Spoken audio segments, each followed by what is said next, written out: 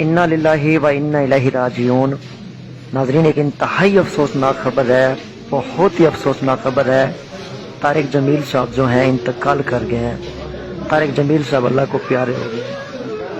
اللہ پاک سے دعا کریں کہ اللہ پاک طارق جمیل صاحب کو جنت میں جگہ دے، اللہ پاک ان سب کو صبر دے، آمین آمین ثم آمین ثم آمین۔